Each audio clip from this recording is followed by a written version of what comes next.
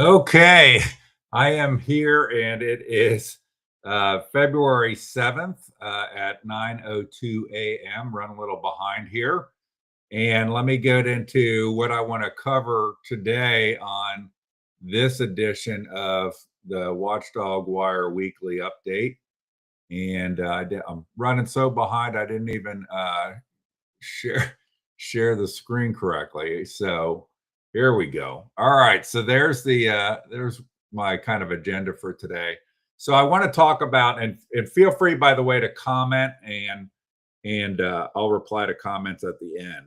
So I have a series of things that I want to talk about that are things that I covered in this past week, and I'll click on a few of the links related to them. I'm not probably going to play any of the audio here, but I will put the links related to these things in in the notes for this um, when I get the chance. I'm trying to fix something here, so I apologize. All right. Okay, now we should be getting better. Now, all right. So I took the taskbar off there. Okay, so I apologize for like I said, I've been running behind. What I'm trying to do is I'm trying to get what I spent the time this morning doing is trying to get some of our prominent elected officials to do interviews related to the Mount Orab data center site. And I can tell you that one of the most evasive of them is Representative David Taylor, who, the last text I just had with him a minute ago, was him saying that he doesn't put a priority on the media or doing interviews with the media. He does lay up things with Brian Thomas on 55 KRC. I think Mr. Taylor is actually a nice guy. He seems like a nice guy, but I think he's got some bad advisors at this point, and he's got his head in the sand. And this Mount Orab data center thing is a big deal. Just so you know, I've reached out to. I put a post on this, but this what was holding me up this morning is I've reached out to Adam Byrd, Terry Johnson, and David Taylor, and some others. David Taylor is Mr. Evasive.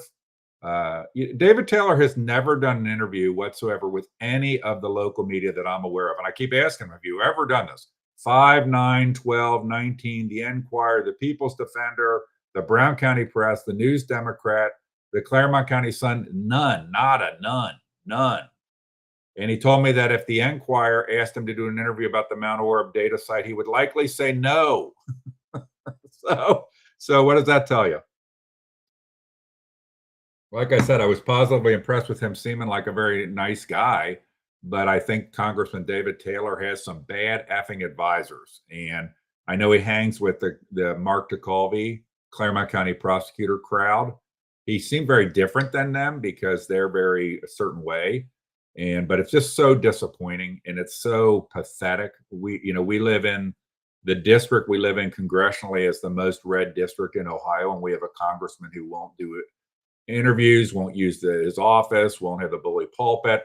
I asked him about if he was aware of the gym event in Mount Orab, and he didn't know what I was talking about. Then I sent him link to a Channel 9 article on it, and then, oh yeah, I heard we didn't know about it. It's like, how can you be so disconnected with your own district? Then he told me, and I'm sorry for going on a tangent here.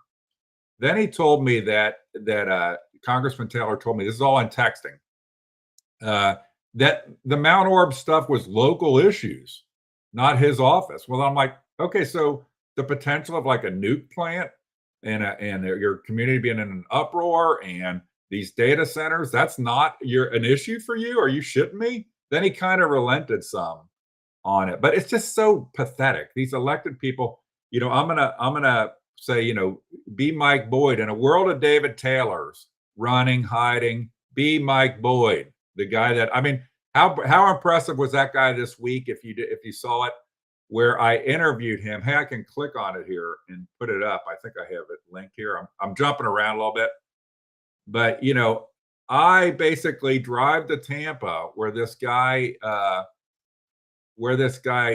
lives, okay, and ask him in his driveway if he'll do an interview, and he says yes. Okay, I can ask Congressman David Taylor 100 times to do an interview, and it's always some bullshit, evasive. Now all of a sudden he's got trust issues. He won't do any interviews with anybody without, it depends. but Mike Boyd, he just does an interview like right there in his driveway. So this guy, I'm going to give all props to this Mike Boyd and hey, David Taylor, in a world of David Taylors, be a Mike Boyd. As a side note, Adam Bird already responded to me on doing an interview about the data center site, and we know that Adam Bird is trying to drop legislation. I don't know what it all is. I need to keep up more up to speed on what he's doing, but he has offered to do an interview with me prior to the Brown County Republican endorsement meeting that is on this Thursday, February 12th. By the way, that meeting is open to the public, and a lot of your political candidates are going to be there. So your commissioner candidates, I'll get the information and put it online. I might even look it up. I have it somewhere in an email. I might even look it up while during this call. But the citizens should show up. In Claremont County, the primary endorsement meetings of the Republican Party are closed to the public. In Brown County, they are open to the public. So people should show up. David Taylor's already told me that he can't make it because they're in session. I asked if he could do it by Zoom. I think I asked him if he could do it by Zoom. I don't know if he had an answer for that, and or if he was sending somebody. And just seems like maybe he'll get the flu or COVID and he can't make it. All right. So any event, that is just I'm kind of jumping around a little bit, but that's what I was doing this morning that made me a little bit late jumping on here. Okay, so let's get back to the agenda of things that I want to talk about. I'm going to try to go relatively quick. Again, if you have any comments or questions, put them in and I'll try to address them. I don't think I'm going to play any audio of these things, but the first thing is Claremont County Auditor, and I'll pop into them. So in Claremont County, Linda Fraley, the current auditor, has been trying to control the primary so that she can get her handpicked person, Greg Gentile, in office to replace her. Greg Gentile has literally, and I'm not exaggerating, no qualifications. The guy has no track record with the auditor's office. He's only worked there maybe at this point a year and a half. He was hired in a bullshit part-time job of community outreach, which on one notion, it tells you how bad Linda's plan is. I mean, so she thought she could force on everybody some replacement of her that she could still control that has absolutely no qualifications and no experience in the political system. He's never been on the Republican committee. Nobody knows who he is, and he comes off as a smug jerk. So John Becker is running against him, and John Becker, love him or hate him, I think he's an honest guy. I mean, he is an honest guy. And what happened in the Claremont County endorsement meeting is that John Becker, that nobody got endorsed for the primary, which is basically a huge affront to Linda and Mark Tacalvi and the whole team of crony system in Claremont County. And so now it'll be just a straight up primary with no thumb on the scale by Linda Fraley or Mark Tacalvi, unless they'll probably try some tricks, but there won't be any endorsement, a legal endorsement. When I ran against Linda Fraley in 2018, here I'm gonna go forward here. When I ran against Linda Fraley in 2018, she was not endorsed either. It was a similar situation. And she basically bribed her way onto the endorsement card, gave a big donation. They canceled 2 Republican Central Committee meetings, put her on the endorsement card when she was not endorsed because polling showed I was going to beat her. It is super corrupt, super corrupt. And by the way, Linda Fraley is the one that, as auditor, spent years where she spent the winters in Florida not doing her job while getting a paycheck. Now she's a double dipper, gets 2 paychecks trying to control. So why did I put this on the list? John Becker, who I'm not friends with. I do respect him as being an honest guy. I don't respect a lot of his policy positions sometimes, but he never runs away from me on wanting to talk. So he did an interview. I'd asked Greg Gentile to do an interview. Greg Gentile never even responded. It's beneath Greg Gentile to respond. So that's kind of that why I put that on the list. So let's go to the next thing.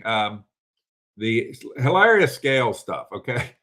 So I love that people think that I want to get the rage of all of the hilarious scales followers because I'm using it for somehow to prop myself up by making everybody hate me more than they already do. So The thing with Hilarious Scales is he's emblematic of what our culture has become. A guy who doesn't pay for his child support, does these fundraisers and won't provide receipts for what actually happened. Has these bullshit supposed I explained where the money went, and just is basically a horrible role model, a horrible role model. And I'm glad to bring it up. Okay. And I say this, I'll say it again. I think the guy has talent, but I think he needs to redeem himself. I mean, he is abusive towards the women that are the mothers of his children by not paying his child support, not making real efforts to do so, and making light of the whole thing, and then insulting his donors by not providing accounting for where money went in his most recently his Thanksgiving fundraiser. So I keep focusing on him. He gets all upset that I focus on him, but I focus on him in large measure because he focuses on me. He does these streams, these crazy streams, morning, noon, and night that he deletes after he does them. But more and more people record them and send them to me. And some of his stuff, and keep doing it. If you're out there and you see this guy, you follow him, and he starts talking about me on the 5th, I think it was, he did a long rant in the morning about me. So, I got a part of that as a copy, and I'm going to cover it. And I'm going to cover it. And I'm sorry, Mr. Scales, you are a public figure. You count yourself a celebrity, and you constantly talk about me, and you try to paint yourself as this caring for everybody guy, where your kids don't get their child support from you. So that's the Hilarious Scales thing. An important thing, though, about it is he's already been found in contempt of court in Claremont County, and if he doesn't keep current on his child support and then pay down his large deficit he has had from the past, he's going to go to jail on April 6th. Okay. He has a similar situation in Hamilton County where he doesn't support his own child. As much as he goes on, I spend time with him. I'm sorry. It's just nonsense. Okay. I'm not saying he doesn't spend time with them. What I'm saying is he doesn't pay money for his kids, and he constantly leads these women around along, and he's going to pay tomorrow, but then he goes on the radio and makes fun of paying his child support. It's disgusting. He should not be a role model. It's got nothing. He constantly calls me racist because I dared to ask him to explain how he's going to get back on his child support, and I dared to ask for an accounting for his Thanksgiving fundraiser. And I guess that makes you racist for asking that. I could give a rat's ass about black, white, brown, Asian, whatever. If you are a bad actor, you're a public figure, I'm going to focus on it if I have the bandwidth and it's something of interest to me. And it's very much of interest to me.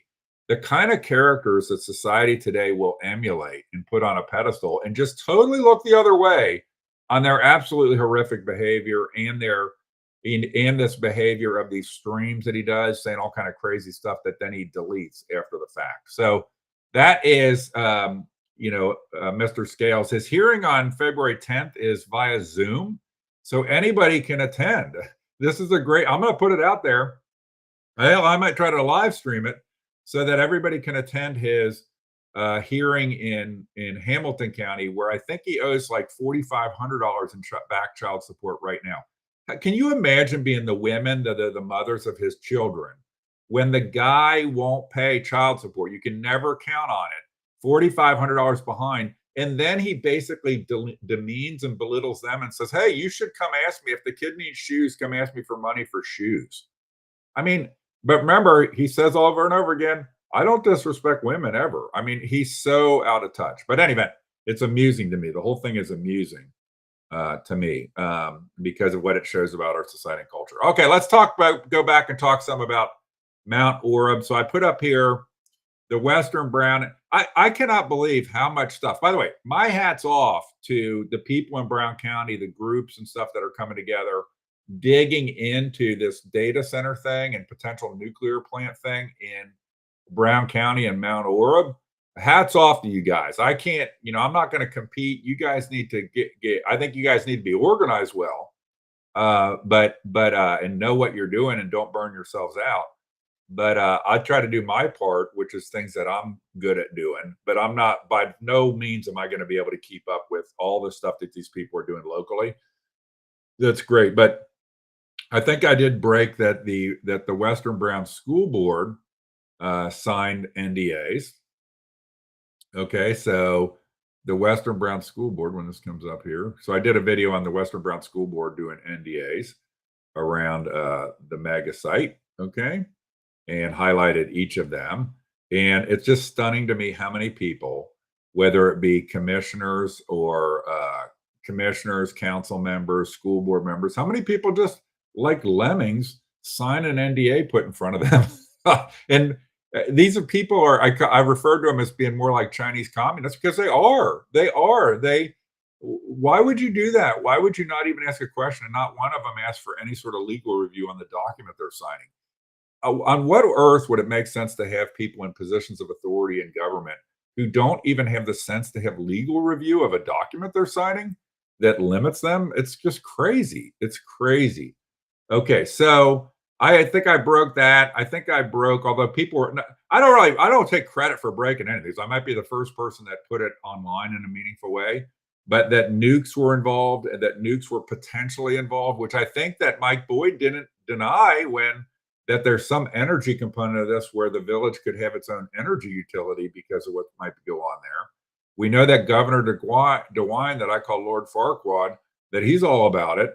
And I just love that when the Jobs Ohio, Governor DeWine, and the insiders want to do something like this, it's total secrecy. But if some developer were trying to develop that same land as a neighborhood, there'd be like 100 freaking hearings on it, right?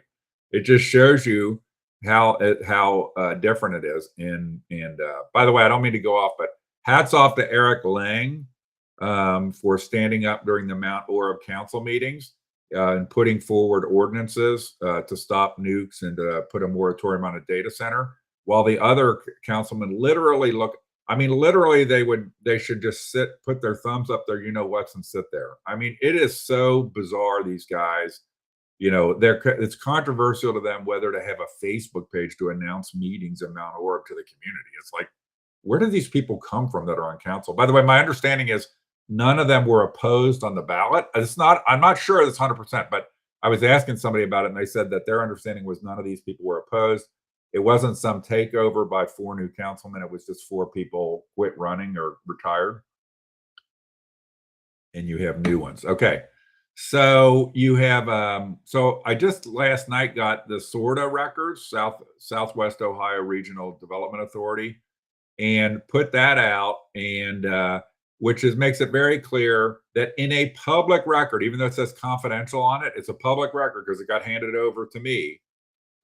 These people all knew it was a data center. So when these commissioners are all, we don't know, we don't have any idea. We're like, we just signed a piece of paper. We don't have any idea. They have humiliated themselves. They have humiliated themselves because it's shot or stabbed. Either they were lying, okay, or they are so dumb and incompetent that they really didn't know when it's a public record that it's a data center. It's unbelievable. The third option I put forward is Kelly Coles is such an evil genius. She kept everything secret from all of the elected officials while she was asking them to do sign NDAs. Okay. So, all right, let's see what else I got on this. I already hit on, and I think I even clicked on Mike Boyd's interview. Kelly Cole's interview. You can go watch that. If you haven't watched that, you should watch the interview that has the good audio of me asking questions. And I want to encourage everybody from Mount Orab, or anybody that's involved in government meetings. When you have public participation, people tend to want to stand up and give a speech and so forth, and a lot of redundancy. And you think that they're going to react to this. They're not. Okay. They are not. You're wasting a lot of time. Okay. You have to think about the pinpoint questions you need to ask your elected officials. And you need to then stop talking and let there be an awkward silence when they squirm in their seats. And that's what happened with Kelly Cole. I asked questions. Somebody said, you need to be nice. I think I was nice. I asked questions. Had I asked the same questions to Mike Boyd, and I might have asked some of them, it would have been just a fun little interview because he would have just answered yes, no, I don't know, I don't remember. Kelly Cole was squirming, phone a friend. I need Brody, the lawyer. So I really, really encourage people to learn as citizens not to get up there and give speeches because your elected officials, frankly, don't care. and they'll let you burn yourself out giving speeches. You got to think about what are the questions that need to be drilled into these guys. Very common questions. One of my favorite things from my Kelly Cole interview was that after she had presented the NDAs to the commissioners. She had presented the NDAs to Brown County Council. She had no comment on whether she was the one who presented the NDAs to Western Brown. Then I asked her, okay, where did you get the NDA from? You're the one presenting it everywhere. Where'd you get it from? And she just froze. She just froze. All right. And so that was my favorite moment of that. But you can go watch the questions. There's two versions I put out, and they're both still there. One of them had no audio basically because my audio effed up, and one is where I got the audio fixed, and at least you can hear it somewhat better in the one with the audio fixed. And I'm not patting myself on the back, but I think, and I'm not saying to be like me because I'm a pain in the ass, but I think people can learn some by having the pinpoint questions and then allowing the awkward silences. Don't start talking. When you ask them a question, stop talking. Just let it be silent. And I tell you what, that's a technique. Within 30 seconds or so, people can't bear the silence and they'll start talking. I'm telling you, it works. And you need to learn how to do it. Okay. And the last thing I'll hit on for this, I've hit on a lot of things, is that I filed suit against the village of Mount Orab relating to open meeting violations on February 3rd. So what happened is they went into executive session twice illegally, and then they took a bunch of actions based on that executive session. It's a layup. It's a layup. They don't do the call properly. And the lawyer, I can't remember his name, which is good for him. The lawyer that's the solicitor, he should know that. He should know. That's why you have him there. That's why you're paying him to sit through your meetings, because he would know what's the proper way to go into executive session, and totally didn't happen on both cases. So, and people go like, well, what's it going to solve? Well, what it's going to solve is that they start realizing they have to follow the law. Okay. And I encourage asymmetrical fighting against crooked governments. Asymmetrical fighting to me means that there's things that they're doing that are unethical, let's say, or you think are improper, but they may not be illegal, and it may be a gray area, and it may take 3 years to resolve it. But then there's things they do that are just blatantly illegal, and it becomes a layup.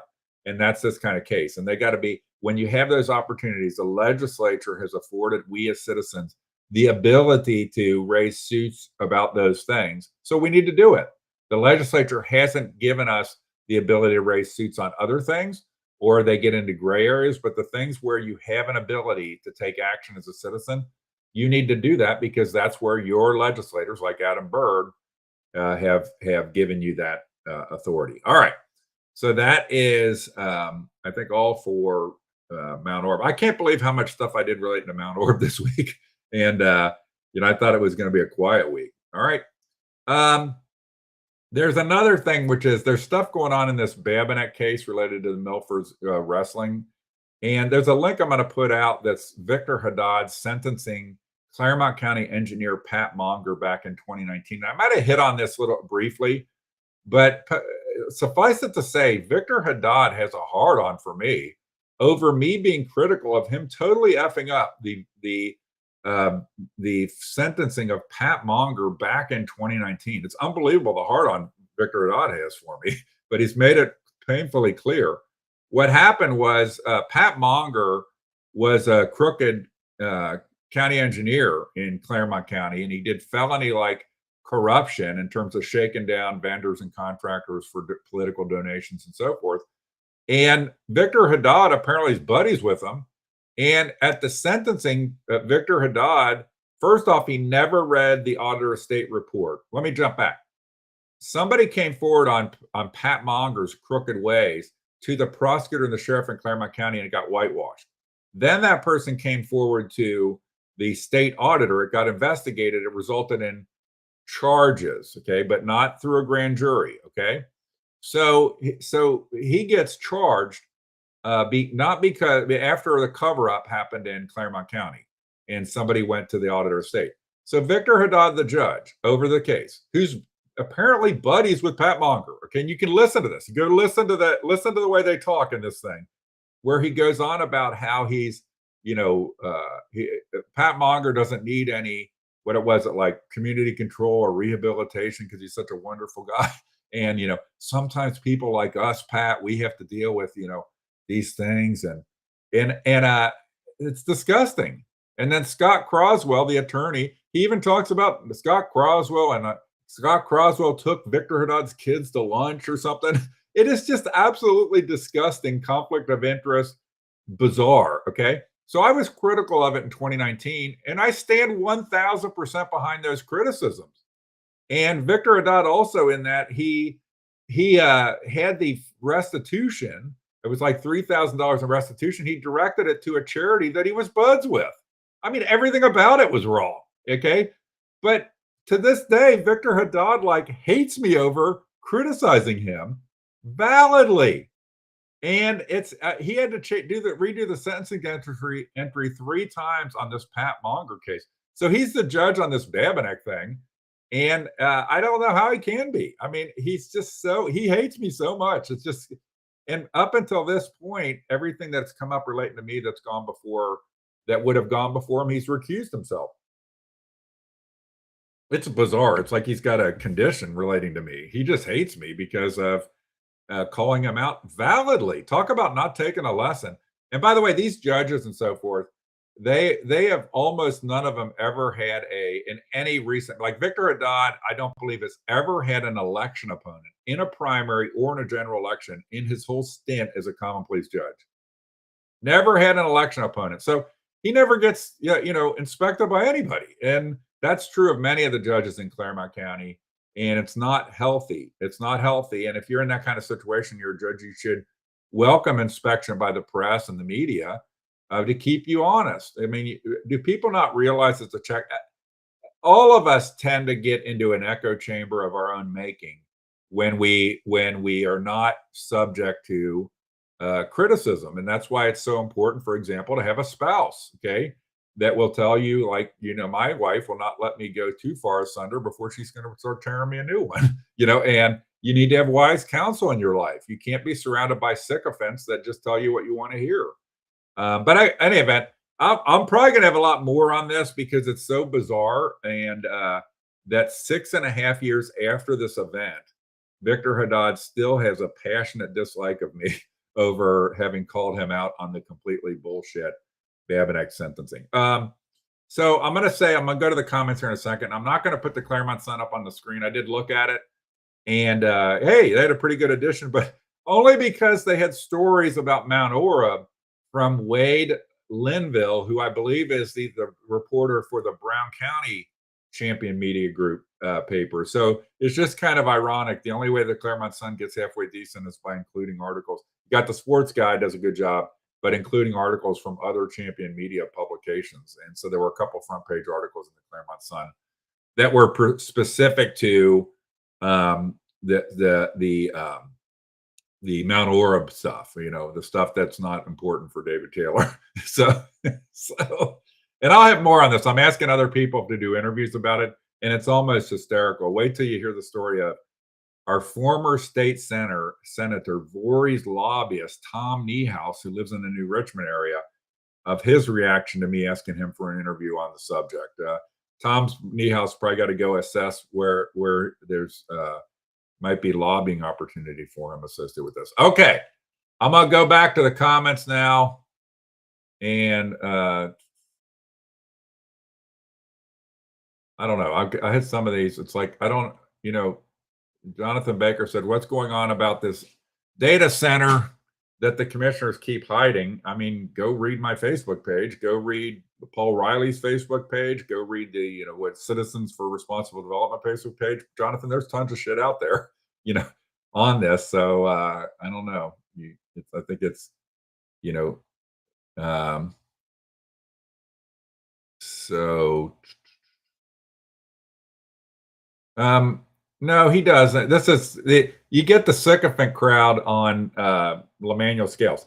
Why don't we do an assessment? Okay, Luke, why don't we do an assessment of how much I help people versus how much Mr. Scales helps people right after we deal with him providing an accounting for his $10,000 plus Thanksgiving fundraiser. And right after he gets caught up on his $8,000 plus child support payments he doesn't make.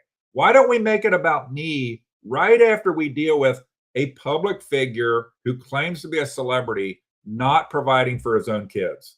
Okay. That also that wants to have people like you talk about how much he's helping other people. It's disgusting. It is literally disgusting, Luke, to carry water for something. But hey, I'm glad to bring that up. I would be glad to do an interview. I'll let Emmanuel Scales interview me. He can interview me. He won't do it because he's a coward.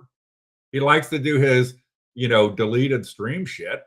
But I'll let him interview me. Luke, why don't you go back to your man, Mr. Scales, and say that I will let him interview me. He can ask me anything he wants. Okay. He can interview me. Okay. I won't ask anything in return. I would say, let me interview him, but I won't ask anything in return. Just Emmanuel Scales can interview me. Okay. I'm sure he's afraid to do that because he wants to maintain a facade and it might not work out. Okay. See, look at Luke here. I'm a loser. This is like Luke Kern is an example of a Emmanuel Scales sycophant. Okay. So he has to deflect, distract. It's a bad sign of our educational system. Okay. So I do thank you, Shauna, for letting Luke know that he's a clown or whatever that symbol is. But hey, Luke, Luke, go back to your man, Emmanuel Scales, and ask him why he's so afraid to have any engagement with me. Okay. Why he puts out things that are totally blatantly false, like that I bought a house in Florida last year. I have a condo in Florida that was purchased in 2012. The settlement in my county case where, hey, because of that case, the commissioners are not allowed to prohibit you from speaking at public participation. I think that's helping people. Okay. There was a time when the commissioners would kick you out of meetings if they didn't like what you were going to say during public participation. Because of me, they can't do that. They have an injunction against them. They can't do that anymore. But that settlement in that, which was attorney's fees, okay, not anything that went to me, that was in 2019, I think, 2019. So isn't it amazing that I purchased property in Florida 7 years in advance? I purchased it like 5 or 6 years in advance of the event even happening. I was so sure that there was going to come a day that I would get kicked out of a commissioner meeting, that I was just so sure of it, that I would then have a multi-year federal lawsuit. And I was so sure of it that that's what I did. But he has no idea. Emmanuel Scales, as far as I know, and I'd be glad to help him do this. I have no ill will on the guy. I just think he needs a wake-up call, and I'm giving my First Amendment protected view. He's not even registered to vote. Okay, he's commenting on lawsuits and stuff. He's not even registered to vote. Luke, I hope you're registered to vote if you need help doing that. I will. By the way, if Mr. Scales said yesterday he's all caught up on his child support, that is an absolute lie. That is an absolute lie. I have my sources. I checked just yesterday on what his status was on his child support, both in Hamilton County and in Claremont County, and it would be an absolute lie that he's all caught up. Okay. All right. So let's go. I'm going to put this up here, Mr. Pibb. Okay.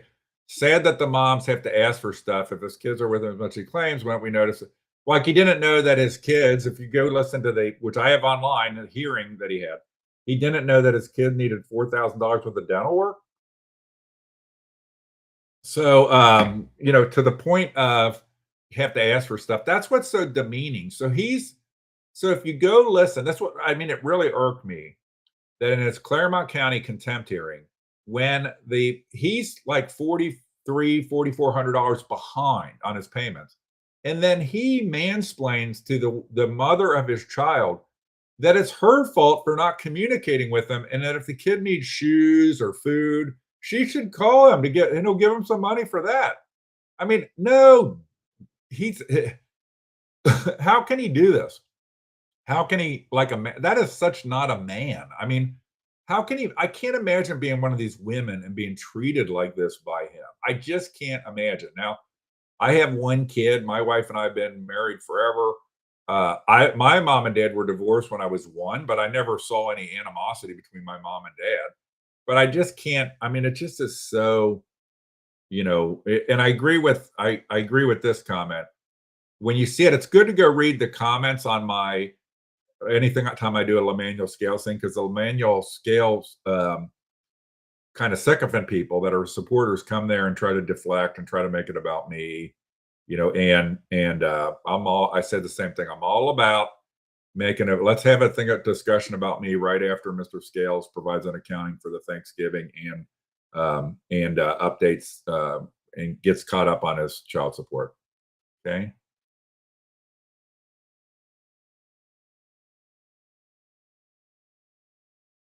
Okay, and I like this comment. I don't think when you ask, and Nicole Abner, when you ask short, simple, to the point questions and allow that uncomfortable silence hang, that's your tell. These officials don't give a shit about any heartfelt speeches. I'm telling you this, okay? I'm not against heartfelt speeches, by the way. I'm just saying you need to use these as fact gathering things, because these politician types, they're just assuming you're going to burn out and walk away and never hold them accountable. Okay. Yeah, and Jimmy Scott, I'm aware of the Adams County stuff. I'm going to be on this. Now, I am not against data centers. I am not against nuclear energy, okay? I am absolutely against government incenting these things in local markets without the informed, transparent consent of the governed, okay? And when these elected officials, are keeping things secret, like obviously this mega site's going to be something someday, right? So, and that place in Mount Orb I'm sorry, in Adams County, that was a power station location. It should be something someday. And I'm not, we need data centers. We need all kind of things. We need all kind of things. And I'm not arbitrarily saying, oh, data centers are bad, always bad. Everything's bad about them. Okay. What I am saying is they might be, I don't know. But what I am saying is I'm very suspicious of things where our elected officials are keeping them secret from us and then won't comment on them or don't want to get involved, like our Congressman David Taylor, who wants to pretend like, he's too busy. He's working on some bill about something that is too busy for dealing with this. And, so I think, I appreciate, by the way, I want to say again, I appreciate Adam Byrd and I disagree on a ton of shit, but Adam Byrd is doing something. He appears to be trying to do something, and he told me he would do an interview with me Thursday before the Brown County meeting on this topic of the Mount Orab stuff. Okay.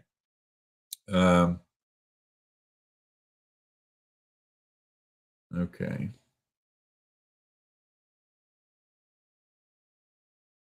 So I know somebody's telling me to go look at like this Responsible Citizens Mount Orab, Nick. So I already shared Nick Owen's post about with the documentary about. I already did that like early this morning. So check that out. So I know Nick Owens, who is the head of the Brown County Republican Party, made a post with a documentary about how data centers fucked up people's lives. And I have not watched the documentary yet. I just saw it this morning. I shared it onto my Facebook page. I'm sure the Responsible Citizens Group shared it onto theirs.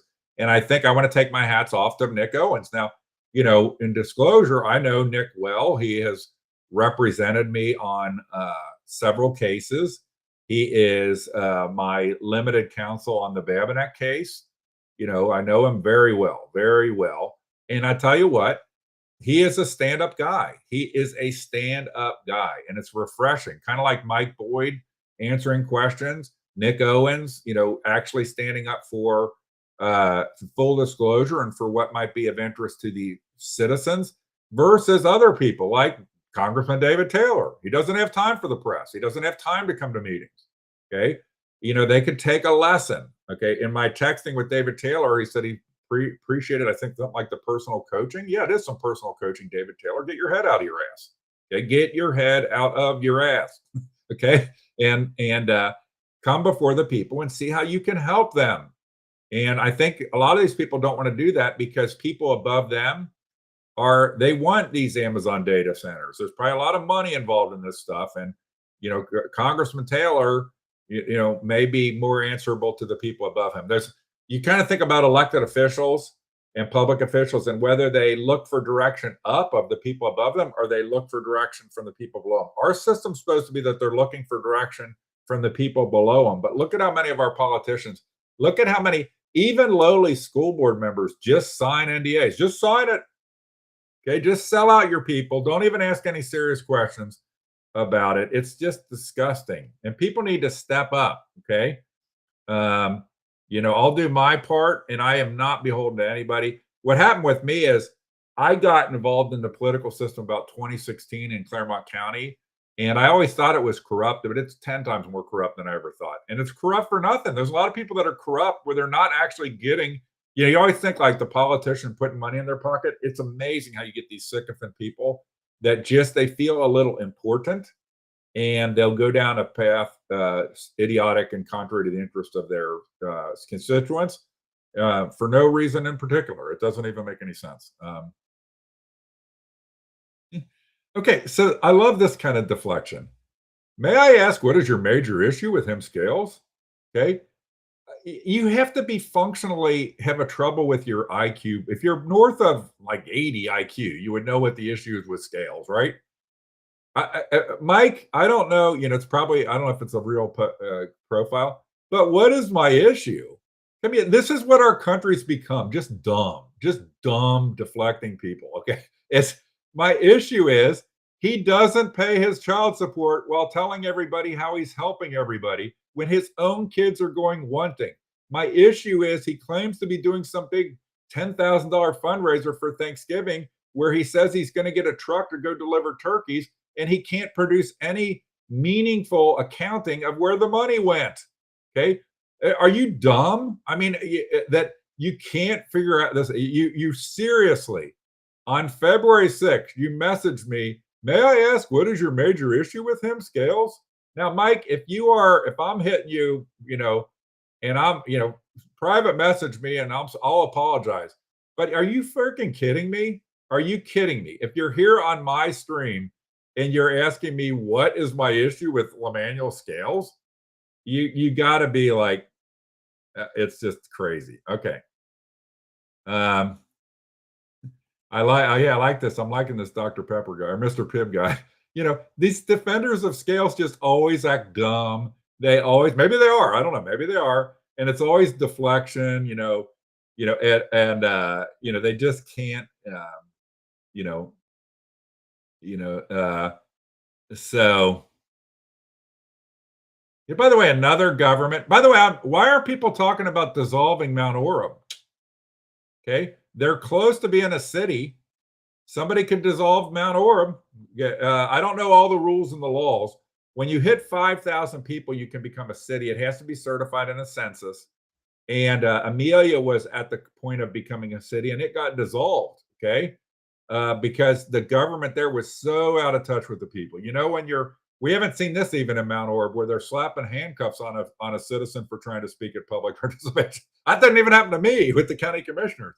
But I don't. Why doesn't somebody start a dissolve petition related to Mount Orb? That's kind of what this comment made me think about, and I'm be glad to help with that. I'm gonna check out what the rules are.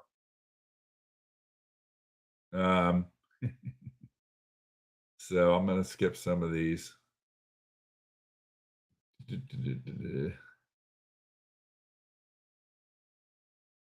All right. Okay, so I love Scales discussing your home in Florida, even if you brought that property with money or. So first off, I'm going to say this again. Watch my video on this, okay? So my civil rights suit about them shutting me down at public participation, where I was trying to speak against a secret tax increase. Okay, this is how dumb Lemanuel Scales is. Okay, I'm trying to speak against a tax increase. I get shut down by David Ubel, that later gets convicted of tampering with his positions, kicked off the ballot, out of public life and out of office because he was not a good guy, in my opinion. That's my First Amendment protected opinion. Okay, that he was not a good guy. So I get tossed from the meeting. I end up filing a First Amendment lawsuit again, Mr. Scales, you could do some, if you, there's a thing called reckless disregard of the truth, which that's defines Mr. Scales. You could check anything. I've put it out there. You could go search on this. When you sue a 1983 civil rights suit, you don't ask for money. It's not about money. It's about your constitutional rights. Okay. And so I had two great lawyers helping me on that case. Jennifer Kinsley and Matt Miller Novak. They're fantastic. By the way, they're both liberals, because you find in real life it's mostly liberal attorneys that will take cases that have to do with confronting the government doing wrong. Unfortunately, a lot of conservative attorneys won't do it, because we could talk about that another time. But so anyway, they did a fantastic job. They were awarded like $145,000 in attorney's fee cost of their fees. Okay, I wasn't awarded shit. I was awarded zero. Okay, and I think maybe there was like $1,500 that was my court costs, and I paid for like a deposition or something that were actual out of pocket costs. I got those back. But I went to these lawyers and asked them to give me $15,000 out of their fees to give out to charities. And I gave out $5,000 to American Legion, Buckeye Boy State and Girl State, very reputable, for scholarships. I had nothing to do with what kids then got the scholarships. Okay. I gave out $5,000 to a pro-life charity called Voices for the Voiceless. I never hear Lemanuel Scales talk about pro-life. I wonder where he is on that issue. He talks about wanting to have boxes to stuff babies in. But I gave $5,000 to this charity in Arizona called Voices for the Voiceless that has a wonderful pro-life message. And I think they used to have a thing called the 22% Day, which was for high school kids, and they gave out those rubber bracelet things that said 22%. It was for them to remember the 22% of kids that were not there because of abortion. Okay, and who might those kids have been? Your boyfriend, your girlfriend, an athlete, a scholar, a musician.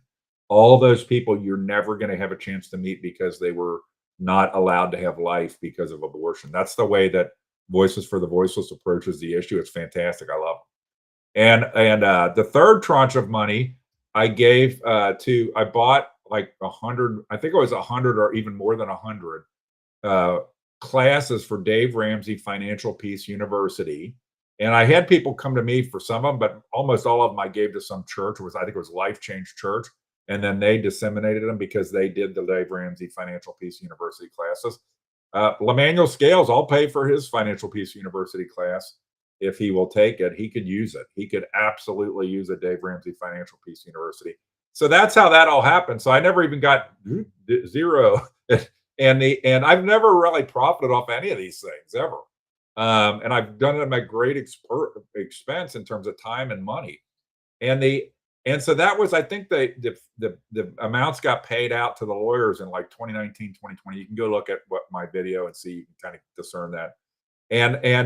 But the funny thing is, my wife and I bought the condo in 2012 in Florida, 2012. Okay. The event where I got kicked out of the meeting, I don't think happened until 2017 or 18, and so it's like, wow, I was really present on mine. But Lemanuel Scales doesn't check shit. And if you go watch my video, I put the deed up for our condo. I put the post I made when that money got disseminated, but he doesn't check shit. And he stands there, he'll stop and do the awkward pauses like, oh, I got him on some corrupt thing. It's just a clown. It's just absolutely a clown. Okay. So, all right. And somebody asked, why are data centers so bad? The reason why I've talked about this is that I talked to somebody that really knows about these things. And here's the deal. When you do a Google search, it takes like 1x of power. When you do use these AI tools, it takes like 10 to 100x power. So they take shitloads of power. They generate unbelievable heat, and they contaminate water. Any big hardware things, and I work for IBM, they get water or gas cooled. They don't use air cooling because they want, like your car, you can't air cool your car. Okay, you need a radiator, and you need antifreeze, and you have so anyway, so they use water or gas. It contaminates it. It has, because they use so much power, a lot of the places where they put data centers, it ends up actually causing the rates to go way up for the locals, and the data center is using all the power. They tend to have issues with the water and effects. Go watch the Nick Owens documentary thing that he put out there. So that's what some of the reasons why people are concerned with them. Obviously, it's like anything. Like we need garbage dumps, but you don't want your garbage dump to be in a residential area, right? And so, where do you put them, and where do you host them? And all right, and if you're going to start putting nukes in because they require so much power that that's the utilities can't even provide the power. So they want to come up with a way to do it. And the person I talked to said that a lot of these, if they use gas to generate the power, they would require like an 8-inch main that would be equivalent to the gas main that would cover the whole city of Hamilton. That's how much power these things are using. So that's, it's not that they're bad, it's that you need to take into consideration, where do you put these. So for example, I don't think people would get too wigged out, for example, about a bunch of data centers going where the Beck-Jord power plant was, okay? But in Claremont County. But these companies, they want pristine land, I think, in a lot of cases, so they don't have to deal with the remediation of the prior contamination that took place. But you've got places where, why isn't the first blush for all of these? And I think the Adams County site had something to do with a power station for locating these, to put them in places where there were now defunct coal plants. Because if the coal plant is gone, I don't know that a data center is going to do damage to the environment in that area more than the coal plant already did. Okay. All right. I think, Joe, I don't know that you can disband sorta. I think if you disband the village, then they can't have a sorta, because I don't think a township can have a port authority. Okay. All right. By the way, somebody put up about nuke. I'm for nukes, but I think we need to address this, and we need to get more realistic. And in Ohio, in particular, we should embrace some of these things.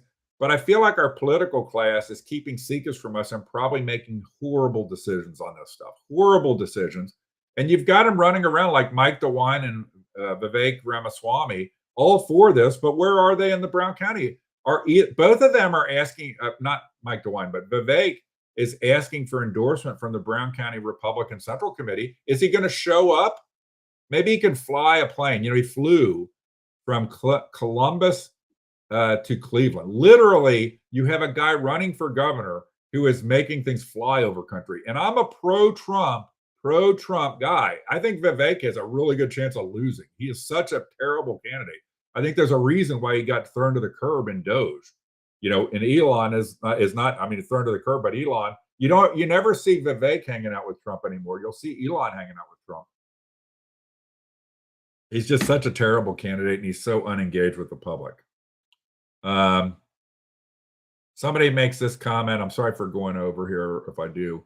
Great point on tattoos in this video. And it's a great point. I think it was Dave, the Golden Scythe tattoo. Somebody should go ask Dave. I think it was Dave that Lemanuel Scales said was the Golden Scythe tattoo. Hey, Golden Scythe tattoo guy, what kind of guy are you? Okay. So you should know, or do you not know, that Lemanuel Scales has 2 kids that are not being paid money that they are due. So why would you be helping him by giving him a free tattoo in lieu of actually paying for his promotional services? If you were a man, when you say, hey, Lemanuel, maybe I'll give you some sort of tattoo, but dude, why don't you go here? I'll give you money to promote me, and go get that to your kids, dude. Okay, go get that to your kids.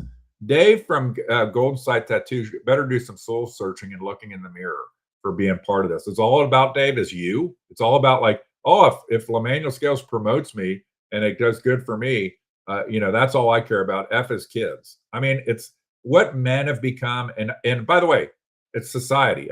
Go look at my page and look at all the women defending Lemanuel Scales not paying child support, and all props to the women that are having to deal with Lemanuel Scales. But ultimately, the reality is, I'm going to say something maybe controversial here, is women, you control the sexual transaction. Okay. And when you're getting knocked up by people, Lemanuel Scales, and you're having babies, it's a blessing. Every baby's a blessing, but come on, ladies. And then after the fact, you're defending a guy who doesn't pay his child support. Come on, ladies. I never understood why women would tolerate men competing in their sports. They fought so hard to have their own sports. Then you got a lot of woke, liberal, suburban women fighting for people being able to men being able to compete in their sports. It's crazy. Um, I'm going to address Casey Pooch at another time. There's a question about my thoughts on what are hot thoughts from people, maybe not for me, maybe it's people in the chat on Casey Pooch. But we will, I'm going to, I want, if you are good with I need help on some of these things. If you're smart, reasonably smart, and you're good with a spreadsheet, I would like to develop a list of every governmental authority in across Adams, Brown, and Claremont so that we could simultaneously fire off record requests to all of them when something like this comes up. Because I would like to do a record request to all government entities for the last 5 years, all NDAs you've ever signed. Because who knows what else they're doing? Okay, who knows what else these people are doing? It's just disgusting. It's just disgusting.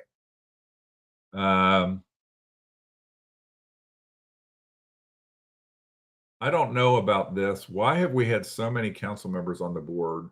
I don't know what he's talking about. Gregory, a board of what? Okay, board of. So obviously, you don't have council members that don't live in the village. They have to live in the village to be elected to council.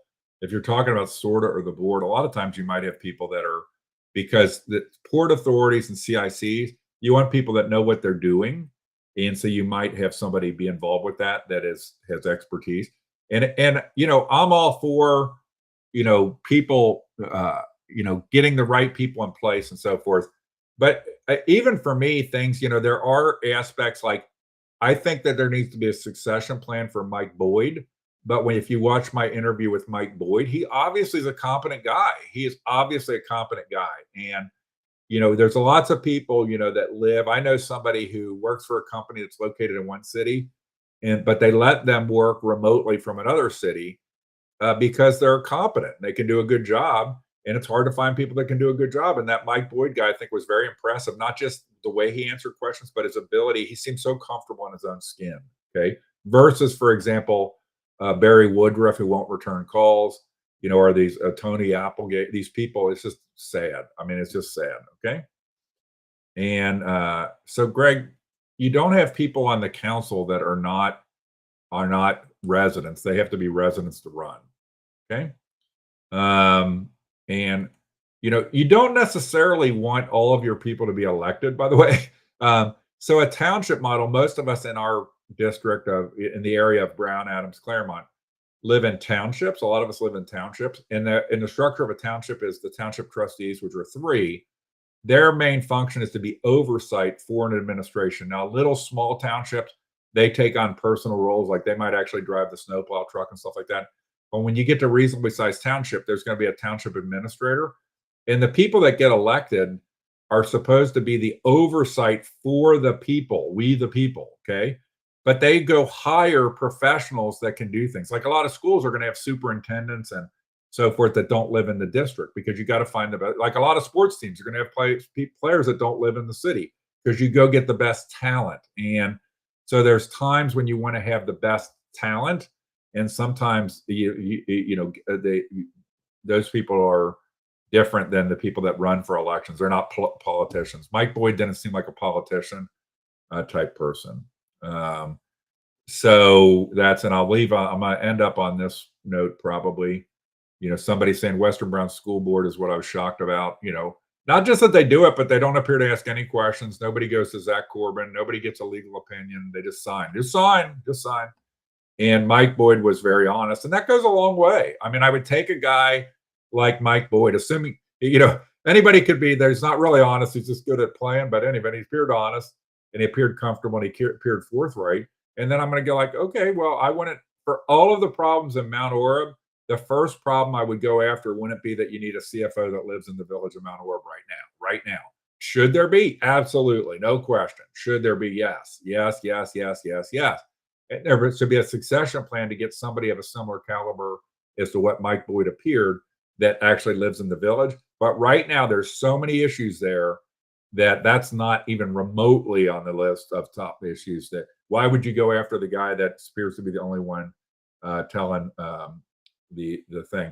And I think to this one, Vivek has already won the primary, but I think the process, I was one of the voices that was against. I'm always against primary endorsements by the political parties. I'm always against them.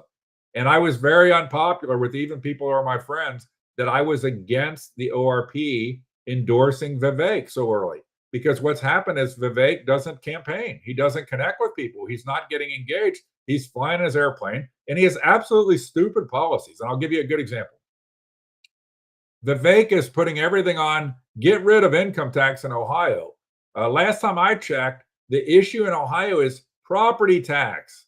So he's just totally out of phase. It's like a bad version of Chat GPT gave you your platform. And his platform is to do things that are not the hot buttons for the people. Frankly, if you get rid of income tax in Ohio, which is, we might not like income tax, but it's relatively fairer because it's on your income that year, not on your wealth you used to buy a house, 20, 30 years ago. But it's fairer. But if we get rid of income tax, which is what Vivek is saying, where are we going to get? So that's going to say we're going to use more property tax, or we're going to use sales tax, which is very regressive and very unfair to poor people.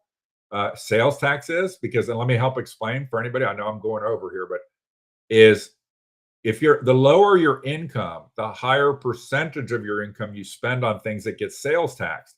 So if you look at the effective tax rate, the lower your income, the higher your tax rate is when you rely a lot on sales tax. And that's why you want to be very careful about sales tax.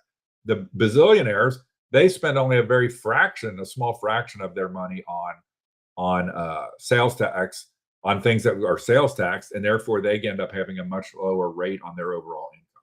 All right, so that is it. How long did I go? Went over.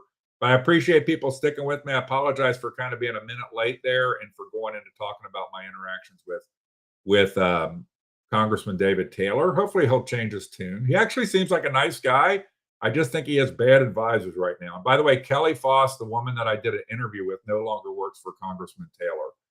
And that's sad because I don't know that he has. I don't know the other people that work with him. I got some names, but Kelly Foss is really a stalwart in Brown County and in Republican circles. And he needs somebody like Kelly Foss in his ear. Frankly, Dave Taylor needs somebody like me questioning him because he goes on Brian Thomas and asks fluff questions about shit don't matter directly to this community.